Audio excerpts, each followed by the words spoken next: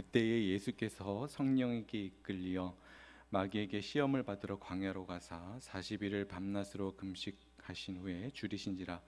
시험하는 자가 예수께 나와서 이르되 내가 만일 하나님의 아들이거든 명하여 이 돌들로 떡덩이가 되게 하라.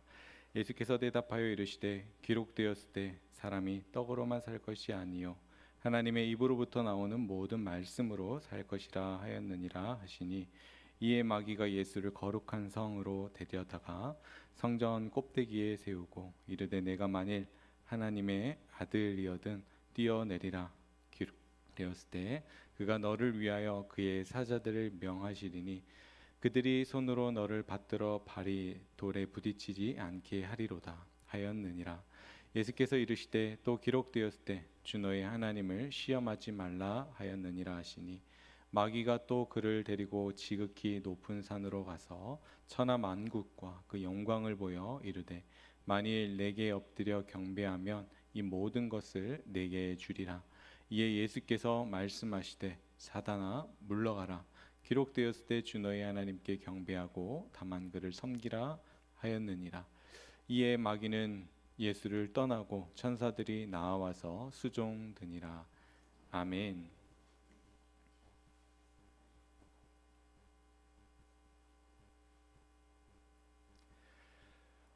오늘 우리가 읽은 말씀은 우리가 잘 아는 말씀입니다. 예수님께서 성령이 임하시고 하나님의 아들로 선포되신 후에 성령에게 이끌려 마귀에게 시험을 받으러 광야로 가셨습니다. 다시 말해서 이 시험은 하나님께서 허락하신 목적이 있는 시험이라는 것이죠. 그렇다면 하나님께서는 왜 사랑하시는 아들을 시험 당하도록 허락하셨을까요? 한 주석가는 이렇게 말합니다. 첫 아담은 아름다운 동산에서 배부르고 아내와 함께 있었지만 넘어졌고, 두 번째 아담이신 예수님은 거친 광야에서 굶주리고 홀로 계셨으나 승리하셨다고 말합니다.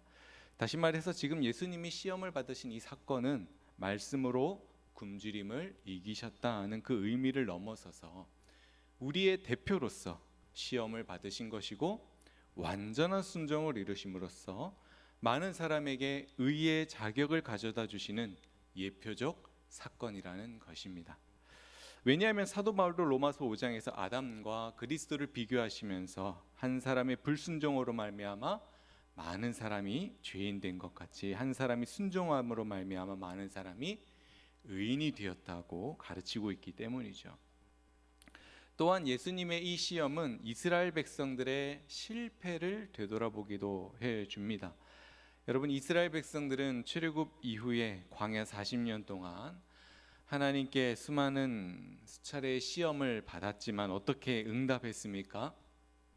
불순종과 불평으로 응답했죠. 그러나 예수님께서는 이스라엘이 실패했던 그 시험, 그리고 그 자리, 그 환경, 그 유혹에서 승리하셨습니다. 이런 면에서 예수님이 광야로 나가신 것, 이것은 일종의 대표 전투라고 할 수 있습니다. 예수님께서는 인류의 두 번째 대표로서 사단과 영적 전쟁을 치르신 것입니다. 창세기 3장 15절에서 하나님께서는 뱀의 머리를 누가요? 여자의 후손이 상하게 할 것이다 라 하셨는데, 지금 이 예수님의 광야 시험, 이것은 그 예언 성취의 서막이 되는 것이죠.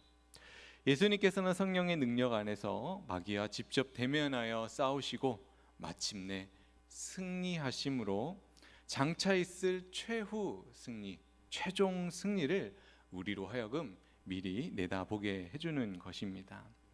하지만 예수님께서는 앞서서 40일 밤낮 금식하셨습니다. 그래서 심히 굶주린 상황이시죠. 바로 이때 시험하는 자 마귀가 예수님 앞에 나옵니다. 여러분, 우리는 기억해야 합니다. 먼저는 마귀는 시험하는 자다. 그리고 그가 언제 나옵니까?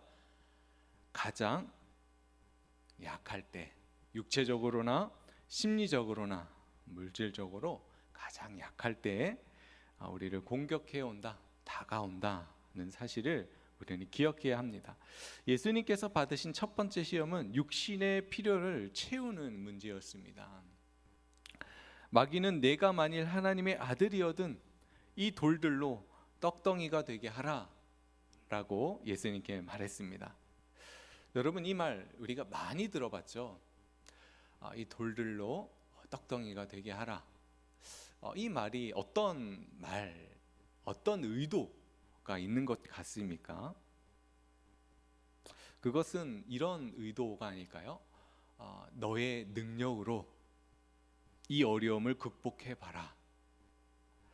또는 하나님의 공급하심, 이 하나님의 공급하심을 의심하게 하는 말이 담겨져 있지 않겠습니까? 그러자 예수님께서 뭐라고 대답하십니까? 기록되었으되. 여러분, 이 표현은 단순히 성경 어디에 기록되어 있다 이런 말이 아닙니다. 이 표현은 단순히 성경에 적혀져 있다는 이런 인용의 의미를 넘어서 하나님의 말씀은 과거에 기록되었지만 지금도 여전히 유효하고 살아있다는 것입니다. 다시 말해서 하나님의 말씀은 한때 사용되고 버려지는 것이 아니라 지금 이 순간에도 여전히 능력 있게 살아 역사하는 말씀이라는 것입니다.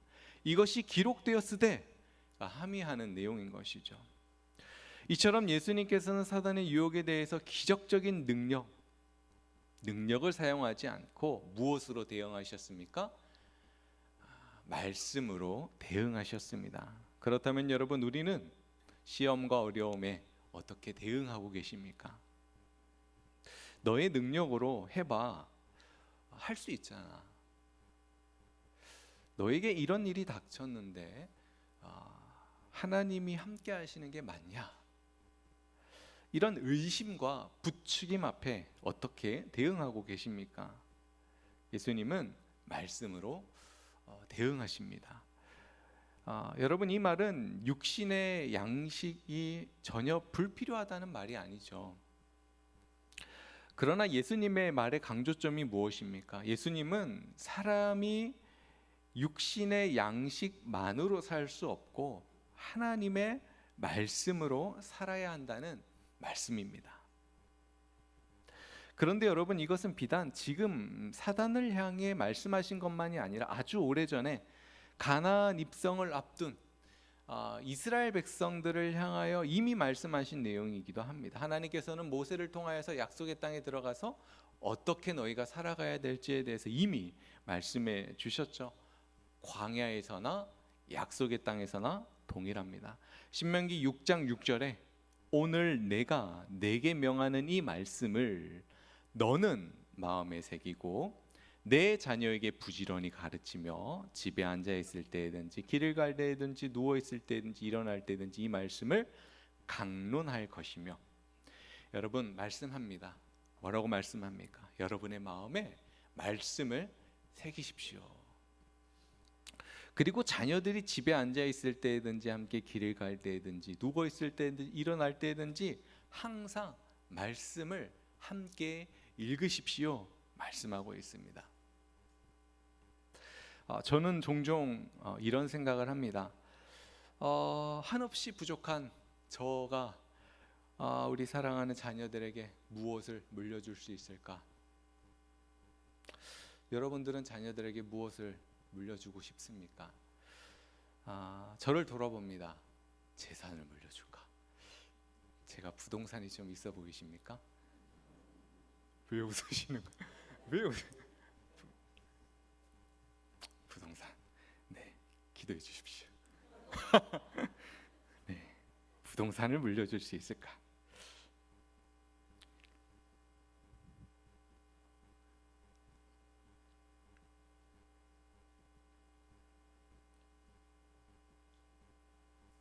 죄송합니다. 패드가 꺼져가지고요.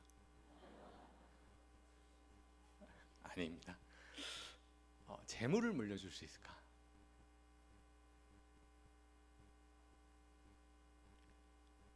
켜져 있습니다. 걱정 안 하셔도 돼요. 좋은 추억을 물려줄까? 캠핑? 무엇을 물려주고 싶으십니까? 그리고 무엇을 물려주는 것이 자녀를 위한 것이다라고 생각하십니까?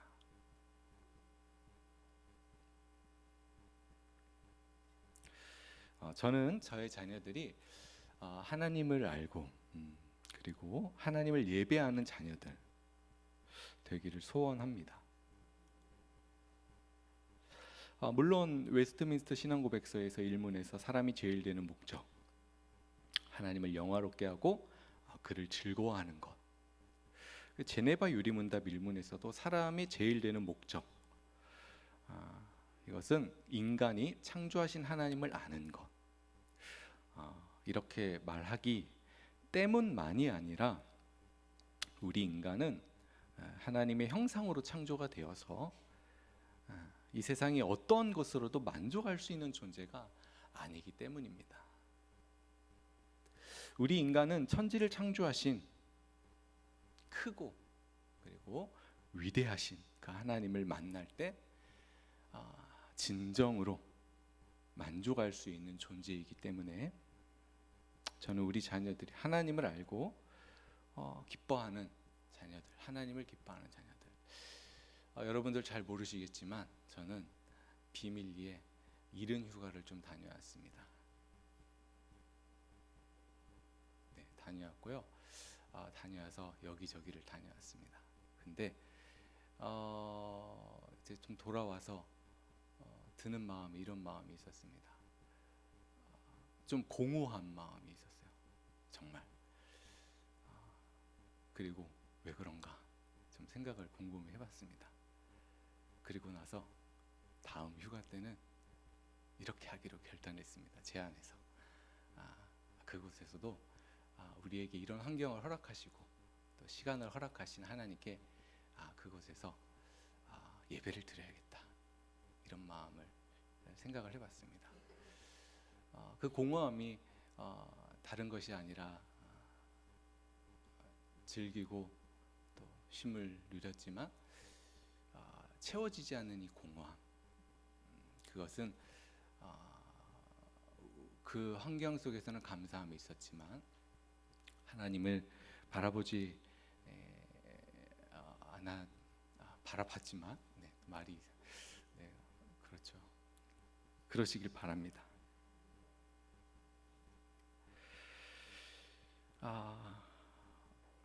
이제 이런 마음을 가지고 오랜 시간 방학했었던 이 가정 예배 시간을 어제 다시 시작을 했습니다. 어제. 다시 언제 방학할지 모릅니다. 그런데 여러분, 자녀가 컸어요. 자녀가 결혼했어요. 이런 말 하지 마시고 다시 시도하시기를 바랍니다. 왜냐하면 예수님 말씀하세요. 뭐라고요? 사람이 육신의 양식만으로 살 수 없고 하나님의 말씀으로 살아야 한다는 근본적인 원리를 우리에게 말씀해 주고 계시기 때문입니다. 그럴 때에 마귀의 속삭임, 너의 능력으로 어떻게 해봐, 할 수 있잖아, 이런 일 닥쳤는데 하나님께서 함께 하시는 것 맞아? 이런 마귀의 속삭임 속에서 오히려 하나님의 이 말씀이 우리를 붙잡고 계심을 경험하게 되어질 것입니다. 두 번째 시험은 하나님을 시험하고 자기의 영광을 구하는 유혹이었습니다. 마귀가 이번에는 예수님을 성전 꼭대기에 데리고 가서 말합니다. 우리 6절을 한번 같이 읽어봅시다. 6절 시작.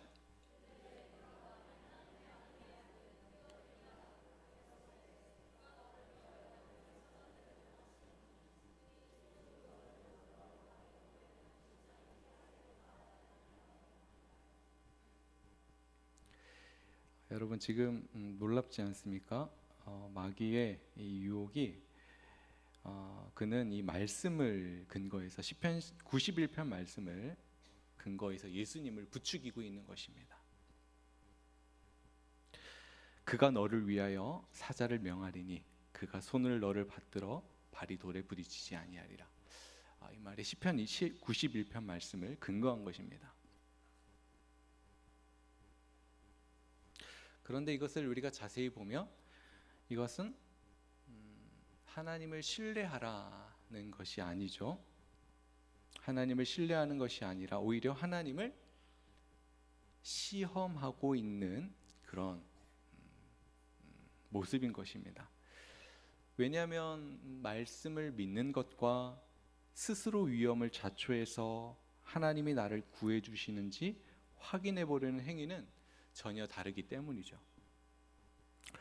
그리고 무엇보다도 성전의 꼭대기에서 뛰어내렸다가 천사들에 의해서 극적으로 보호를 받는 그런 장면을 연출한다면 사람들의 주목과 환호를 받았겠죠. 이것은 십자가의 길이 아니라 기적과 어떤 하나님께서 보호해 주시는 기적과 능력을 통해 사람들에게 인정과 환호를 받으라는 유혹인 것입니다. 즉 십자가의 길을 가지 말라, 쉽게 얻으라는 것이죠. 그러자 예수님은 다시 한번 말씀으로 응수를 하십니다. 7절 한번 같이 읽어볼까요? 시작. 예수께서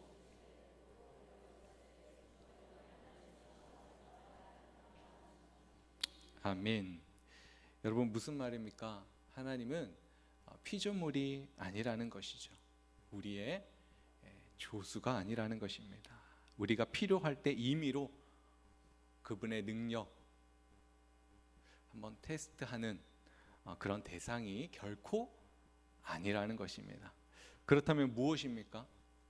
그것이 아니라 상황과 환경 상관없이 하나님을 신뢰하는 것이 우리의 위치, 우리의 본분이라는 것이죠. 무엇과 무엇 상관없이요, 상황과 환경에 상관없이.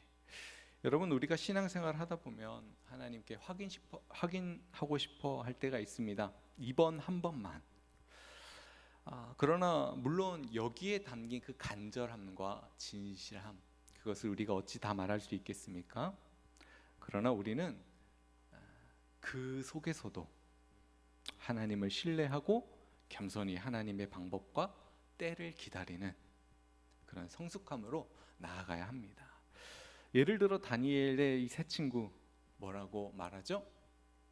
우리가 잘 아는 그리 아니하실지라도 주께서 나를 여기로 풀무불로부터 구원해 주시지 아니할지라도 말입니다. 왜냐하면 왜 그렇습니까? 왜 우리가 상황과 환경에 상관없이 하나님을 신뢰하고 의지하는 그런 성숙함으로 나아가야겠습니까? 왜냐하면 우리는 위대하시고 전능하신 그 하나님을 아버지로 모신 자들 아닙니까? 아버지로 모신 자들, 그리고 그분의 은혜와 사랑, 능력과 섭리 그 안에 있는 자들이기 때문이죠. 그러므로 주 너의 하나님을 시험하지 말라, 이 말은 하나님께 아무런 질문을 하지 말라, 아무런 말을 하지 말라 이런 것이 아니라 하나님의 지혜와 하나님 그분 한 분을 신뢰하라는 말이죠. 또는 억지로나 내 방식으로 하나님을 움직이려고 하지 말라는 뜻입니다. 우리는 하나님을 우리의 방식으로 조정할 수 없고 그럴 필요도 없습니다. 왜냐하면 하나님은 약속에 신실하신 분이시기 때문입니다. 우리가 이해하지 못해도 하나님은 여전히 우리를 가장 좋은 길로 인도해 주고 계시는 분이시기 때문에 우리는 조정할 수도 또는 그럴 필요도 없는 것입니다. 세 번째 시험이 무엇입니까? 영광과 권력을 타협을 통해 얻으라는 유혹이었습니다. 마귀는 매우 높은 산으로 예수님을 데리고 가서 세상 모든 나라와 그 영광을 보여주며 말하죠. 뭐라 말합니까? 만일 내게 엎드려 경배하면 이 모든 것을 내게 주겠다.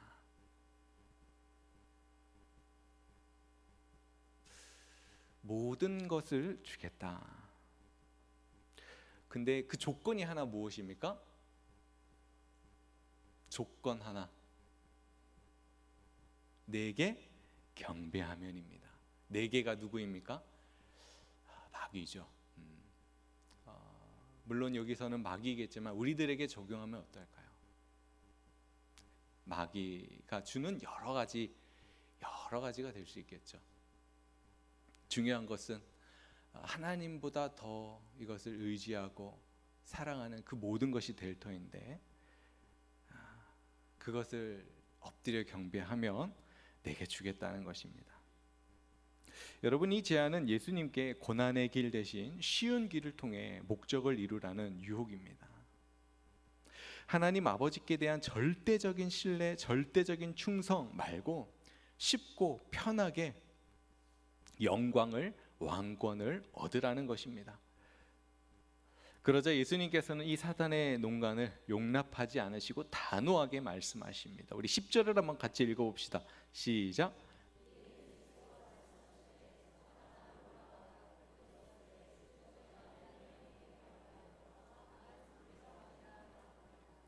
아멘. 예수님께서 단호하게 말씀하십니다. 우리의 경배와 우리의 사랑과 우리의 마음과 우리의 전부와 우리의 섬김을 받기에 합당하신 분이 누구이신지를 명확하게 규정해주고 있고, 우리의 경배와 찬양과 예배를 받기에 합당하신 분이 누구인지를 규정해주고 있습니다. 그분이 누구이십니까? 주 너의 하나님께 경배하고 다만 그를 섬기라 말씀하고 있습니다.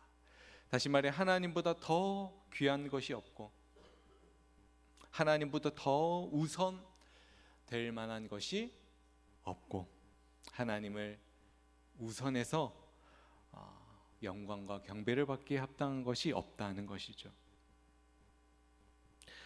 이러한 예수님의 승리는 하나님의 나라의 참된 왕권이 무엇인지를 보여줍니다. 메시아의 영광은 사탄에게서 받을 싸구려 영광, 이것이 아니라 하나님께 순종함으로 하나님으로부터 받는 영광임을 분명히 하고 계신 것이죠. 결국 예수님은 이 시험까지 모두 물리치심으로 사단의 유혹을 완전히 승리하셨습니다. 그런데 여러분, 이 승리하심에 있어서의 도구, 방편, 이것이 무엇이었습니까? 하나님의 말씀이었습니다. 예수님의 대답을 자세히 보시면 모두 기록되었으되 라고 답하시는 것을 우리는 볼 수 있습니다. 무슨 말입니까? 하나님의 말씀이 얼마나 권위와 능력을 가진 것인지를 우리에게 말씀해 주고 있죠. 여러분, 하나님의 아들조차도, 예수님조차도 말씀에 순종하심으로, 말씀으로 승리하셨다면 하물며 우리들은 어떠해야 하겠습니까? 하물며 우리는 말씀을 떠나서 한순간도 살아갈 수 있을까요? 그렇습니다. 우리는 한순간도 말씀을 떠나서 사탄의 유혹을 이길 수 없습니다. 성경은 말합니다. 성령의 검, 곧 하나님의 말씀을 취하라. 우리의 삶에서 하나님의 말씀 읽기와 묵상과 예배와 설교에 우리가 충실해야 하는 것이 사소한 이유가 아닌 이유가 바로 여기에 있습니다. 한 신학자는 말합니다. 하나님의 말씀을 알고 믿는 것이 죄를 피하고 거룩함에 이르는 가장 효과적인 길이다라고 말씀합니다. 성도 여러분, 우리 안에 말씀이 메마르면 우리의 영혼도 메마르고 결국 시험에 굴복하게 될 것입니다. 반대로 하나님의 말씀을 우리의 양식으로 삼고 말씀을 우리의 마음에 채우고 우리가 말씀에 순종하며 살아갈 때 우리가 사단을 대적하고 사단을 이길 수 있는 힘을 얻게 될 것입니다. 그러니 우리는 말씀의 권위를 우리의 삶의 최우선으로 둬야 하겠습니다. 가정에서, 직장에서 우리가 무엇이 옳은지 혼란스러울 때 세상의 소리보다 하나님의 말씀을 우선적으로 우리는 따라야 하겠습니다. 예수님처럼 여러분, 우리가 기록되었으니 이것을 삶의 좌우명으로 삼으시기를 바랍니다. 그럴 때 나도 모른 사이에 하나님의 말씀이 우리를 붙들고 말씀이 우리를 위로하고 말씀이 우리를 담대하게 하고 계신 것을 우리는 나도 모르게 경험하고 있을 것입니다. 말씀을 정리합니다. 성도 여러분, 오늘 예수님은 광야에서 받은 시험은 단순히 개인적인 고난이 아니었습니다. 그것은 첫 아담과 이스라엘이 실패한 자리에서 우리의 참된 대표로서 대신 싸우시고 승리하신 대속적 전투였습니다. 예수님은 굶주림 앞에서 하나님의 공급하심을 의심하지 않으셨고, 사람들의 주목을 끌 수 있는 기적을 거절하시고, 하나님을 시험하지 의심하지 않으셨고, 쉽고 화려한 길 대신 아버지께 대한 충성과 순종과 믿음의 길을 선택하셨습니다. 그런데 여러분, 우리는 얼마나 하나님의 선하심을 의심합니까? 신앙을 조건으로 삼아서 하나님을 시험합니까? 또는 세상의 편안함에 젖어 우선순위를 바꾸고 있는지도 모르겠습니다. 그러나 우리는 말씀보다 생각을 우리는 계속해서 앞세우고 있고, 순종보다 내 경험을 먼저 고려하고 있는 우리의 모습, 우리의 의심을 되돌아보며 회개해야 하겠습니다. 그럼에도 불구하고 우리 주님은 우리를 대신하여서 완전한 순종을 이루셨습니다. 시험 가운데서 말씀에 의지하여 승리하심으로 우리를 의롭다 하심의 길을 열어주셨습니다. 그러므로 이제 우리는 예수님처럼 기록되었으되 이것으로 응답해야 할 줄 믿습니다. 여러분, 하나님의 말씀을 삶의 우리 중심의 최우선으로 삼으십시오. 육신의 필요보다 하나님의 뜻을, 우리의 생각보다, 우리의 경험보다 하나님의 뜻을, 하나님의 말씀을 더 신뢰하십시오. 눈에 보이는 영광, 눈에 보이는 영광보다 하나님의 영광을 먼저 추구하십시오. 하나님의 말씀이 우리 안에 없으면 시험 앞에 무너지지만, 하나님의 말씀이 우리 마음에 충만하면 시험 속에서도 분별하고 이길 힘을 얻게 될 줄 믿습니다. 그러니 여러분, 오늘부터 우리가 다시 시작합시다. 말씀을 다시 가까이 합시다. 하루의 시작을 말씀으로 열고, 결정의 순간마다 하나님의 뜻을 묻고, 광야의 인생 속에서도 오직 주님의 말씀으로 살아갑시다. 말씀으로 우리를 위로하시고, 말씀으로 시험을 이기게 하시고, 말씀으로 우리를 생명길로 인도하시는 그 은혜를 날마다 붙들며 살아갑시다. 그래서 오늘도 내일도 유혹과 시험이 끊이지 않는 우리의 삶이지만, 예수님의 승리를 날마다 우리가 믿음으로 누리며 살아가는 그런 복된 한 주가 되어지길 주님의 이름으로 축복합니다.